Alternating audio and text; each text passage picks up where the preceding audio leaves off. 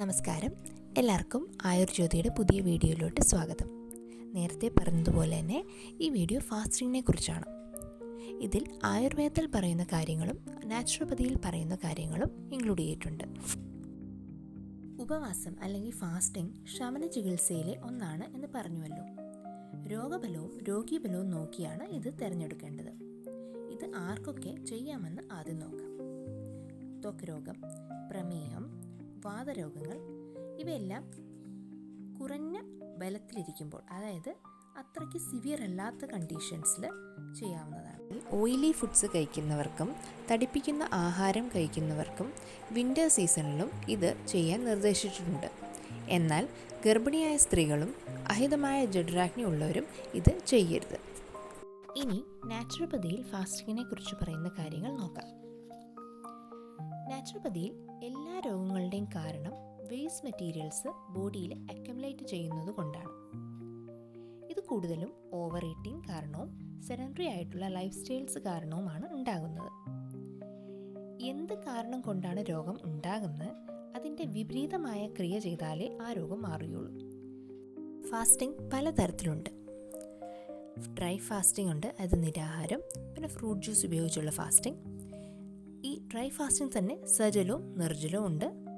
ഇനി ഡ്യൂറേഷൻ അനുസരിച്ചും ഫാസ്റ്റിങ്ങിനെ short, intermediate, long എന്ന് പറയുന്നുണ്ട്. ഇതിൽ ഇൻ്റർമീഡിയറ്റ് ഫാസ്റ്റിങ്ങിനെ കുറിച്ചാണ് നമ്മൾ ഈ വീഡിയോയിൽ ഡീറ്റെയിൽഡ് ആയിട്ട് പറയുന്നത്. ഇൻ്റർമീഡിയറ്റ് ഫാസ്റ്റിംഗ് എന്ന് പറഞ്ഞാൽ ആഹാരം കഴിക്കേണ്ട ഒരു രീതിയാണ്. എന്ത് കഴിക്കുന്നു എന്നതിനേക്കാൾ എപ്പം കഴിക്കുന്നു എന്നതിലാണ് ഇവിടെ ഇമ്പോർട്ടൻസ്. എത്ര മണിക്കൂർ നമ്മൾ ഫാസ്റ്റിംഗ് ചെയ്യുന്നു എന്നതിനെ ഡിപ്പെൻഡ് ചെയ്ത് പലതരത്തിലുള്ള ഇൻ്റർമീഡിയറ്റ് ഫാസ്റ്റിംഗ് ഉണ്ട്. ഏറ്റവും ആദ്യത്തേത് 12 മണിക്കൂർ ഫാസ്റ്റിംഗ്. ഇതെന്ന് പറഞ്ഞാൽ ഏറ്റവും ഈസിയസ്റ്റ് മെത്തേഡാണ്. ബിഗിനേഴ്സിന് ചെയ്യാൻ പറ്റുന്ന മെത്തേഡാണ്. മജോറിറ്റി ഓഫ് ഫാസ്റ്റിംഗ് പീരീഡും നമ്മൾ ഉറക്കമായിരിക്കും. ഇതിനൊരു ഉദാഹരണം പറയുകയാണെങ്കിൽ, വൈകുന്നേരം 7 മണി മുതൽ രാവിലെ 7 മണി വരെയുള്ള സമയം. ഈ സമയത്ത് നമ്മൾ പകുതി സമയം രാത്രി ഉറക്ക ആയിട്ട് പോകുന്നത് കൊണ്ട് ഫാസ്റ്റിംഗ് അത്ര ബുദ്ധിമുട്ടുള്ള കാര്യമായി വരുന്നില്ല. പക്ഷേ ഇതിൽ നിന്ന് ബെനിഫിറ്റ് എത്രത്തോളം ഉണ്ടാകുന്നു എന്ന് ഡൗട്ട്ഫുള്ളാണ്. പക്ഷേ ഏറ്റവും ആദ്യം ഇതാണ് ഈസി ആയിട്ട് നമുക്ക് സ്റ്റാർട്ട് ചെയ്യാവുന്ന ഒരു മെത്തേഡ്. അത് 16 മണിക്കൂർ ഫാസ്റ്റിംഗ് ആണ്. ഇതിൽ 16 മണിക്കൂർ നമ്മൾ ഫാസ്റ്റിംഗ് പീരീഡും 8 മണിക്കൂർ ഈറ്റിംഗ് വിൻഡോ ആയിരിക്കും. ഇതിനെ ലീൻ ഗെയിൻസ് ഡയറ്റ് എന്നും പറയാം. ഇതിനൊരു ഉദാഹരണം പറയുകയാണെങ്കിൽ, 8 മണിയാകുമ്പം, അതായത് രാത്രി 8 മണിയാകുമ്പം നമ്മൾ ആഹാരം കഴിച്ച് നിർത്തുക. എന്നിട്ട് അടുത്ത ദിവസത്തെ ബ്രേക്ക്ഫാസ്റ്റ് സ്കിപ്പ് ചെയ്തിട്ട് ഉച്ചയ്ക്ക് ആഹാരം കഴിക്കുക. ഇങ്ങനെ കഴിക്കുകയാണെങ്കിൽ 16 മണിക്കൂർ നമുക്ക് ഫാസ്റ്റിംഗ് കിട്ടും. അടുത്തൊരു മെത്തേഡ് എന്ന് പറഞ്ഞാൽ fasting for 2 days a week, അതായത് 5:2 ഡയറ്റ് എന്ന് പറയും. അത് 5 ദിവസം നമ്മൾ സ്റ്റാൻഡേർഡ് ആയിട്ടുള്ള ഹെൽപ്ഫുൾ ആയിട്ടുള്ള ഫുഡ് കഴിക്കുക. 2 ദിവസം കലോറി കുറച്ചുകൊണ്ടുള്ള ആഹാരം കഴിക്കുക. പുരുഷന്മാർക്ക് 600 കലോറിയും സ്ത്രീകൾക്ക് 500 കലോറിയും ആണ് ഈ 2 ദിവസം കഴിക്കാവുന്ന കലോറി ഇൻടേക്ക്. ഇതിൽ ശ്രദ്ധിക്കേണ്ട ഒരു കാര്യം എന്ന് പറഞ്ഞാൽ, അടുപ്പിച്ച് 2 ദിവസം ഫാസ്റ്റിംഗ് ചെയ്യാതെ ഇതിൻ്റെ ഇടയ്ക്ക് ഒരു നോൺ ഫാസ്റ്റിംഗ് ഡേയും കൂടെ വേണം. അതായത് തിങ്കളാഴ്ച നമ്മൾ ചെയ്താൽ പിന്നെ അടുത്ത നമ്മൾ ഒരു വ്യാഴാഴ്ച ചെയ്യുക. അങ്ങനെ വരുമ്പോഴത്തേനും നമുക്ക് ക്ഷീണം ഉണ്ടാവില്ല.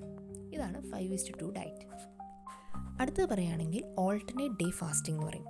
ഇതൊരു extreme form of intermediate fasting ആണ്. അത് ബിഗിനേഴ്സിന് സ്യൂട്ടബിൾ ആയിട്ടുള്ള ഒരു രീതിയല്ല. ഒന്നിടവിട്ട ദിവസങ്ങളിൽ ഫാസ്റ്റിംഗ് ചെയ്യുക. ഇതൊക്കെ നേരത്തെ പറഞ്ഞ മെത്തേഡ്സ് ചെയ്തിട്ട് അതുകൊണ്ട് ബെനിഫിറ്റ്സ് കിട്ടുന്നില്ല എന്ന് തോന്നിയാൽ മാത്രമാണ് ഈ extreme forms of intermediate fasting നമ്മൾ ചെയ്യേണ്ടത്. അടുത്തത് വീക്ക്ലി 24 hour ഫാസ്റ്റ്. ഇതിനെ ഈറ്റ് സ്റ്റോപ്പ് ഈറ്റ് ഡയറ്റ് എന്ന് പറയും. അതായത് 24 മണിക്കൂർ നമ്മൾ ആഹാരമേ കഴിക്കുന്നില്ല. അത് കഴിഞ്ഞ് നെക്സ്റ്റ് ഡേ സ്റ്റാർട്ട് ചെയ്യുക. അത് അങ്ങനെ വീക്ക്ലി ഒരു ദിവസം അങ്ങനെ ട്രൈ ചെയ്ത് നോക്കുക.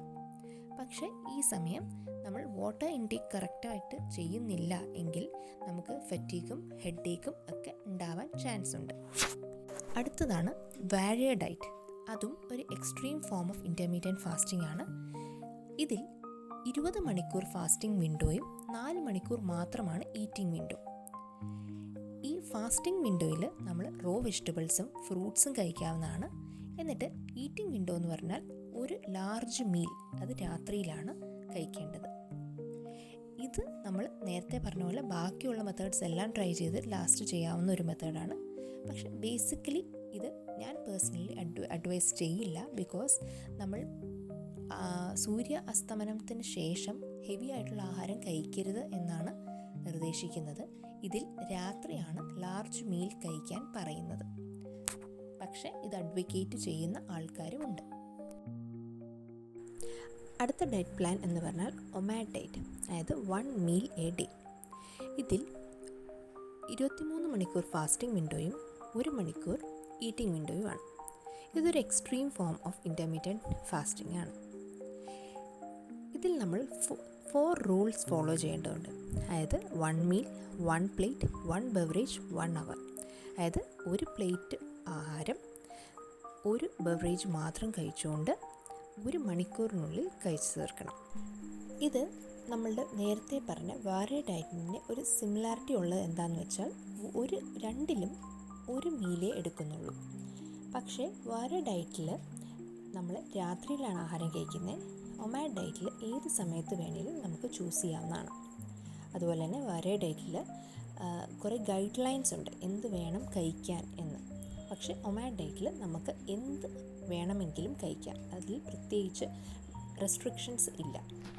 ഇതിൽ ഏത് ഡയറ്റ് ഫോളോ ചെയ്യണം എന്നുള്ളത് ഓരോരുത്തരുടെ കൺവീനിയൻസ് അനുസരിച്ച് നോക്കിയാണ് ചെയ്യേണ്ടത്. ചിലർക്ക് സ്യൂട്ടാവുന്ന ഡയറ്റ് പ്ലാൻ വേറെ ചിലർക്ക് സ്യൂട്ടാവണം എന്നില്ല. അവരവരുടെ work pattern and life style നോക്കി വേണം സെലക്ട് ചെയ്യാൻ. ഒരു ഡയറ്റ് പ്ലാൻ സ്റ്റാർട്ട് ചെയ്യുന്നതിന് മുമ്പ് ഒരു ഡയറ്റീഷ്യനെ കൺസൾട്ട് ചെയ്ത് എക്സ്പേർട്ട് അഡ്വൈസ് എടുത്തതിന് ശേഷം മാത്രം സ്റ്റാർട്ട് ചെയ്യുക. അടുത്തതായി കുറച്ച് ടിപ്സ്.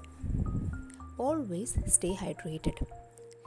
ഈ സമയത്ത് ഫാസ്റ്റിംഗ് പീരീഡിൽ എപ്പോഴും fluid intake കറക്റ്റായിരിക്കണം.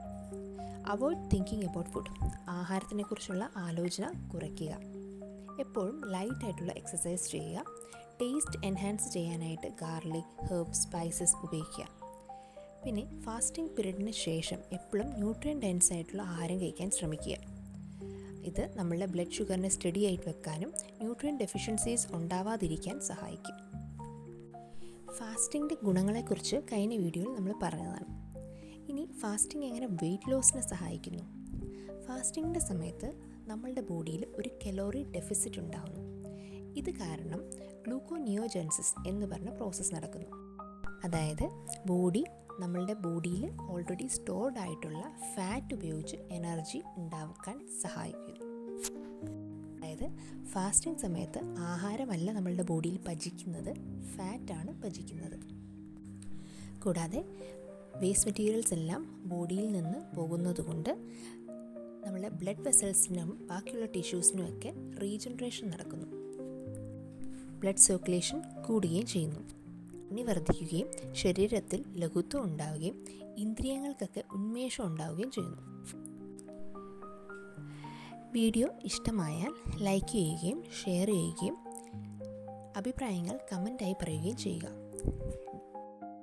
Yoga, life style modifications ഇതിൽ എന്തെങ്കിലും ക്വയറീസ് ഉണ്ടെങ്കിൽ സ്ക്രീനിൽ കൊടുത്തിരിക്കുന്ന വാട്സപ്പ് നമ്പറിലോട്ട് കൺസൾട്ടേഷൻസ് ബുക്ക് ചെയ്യാവുന്നതാണ്. Thank you.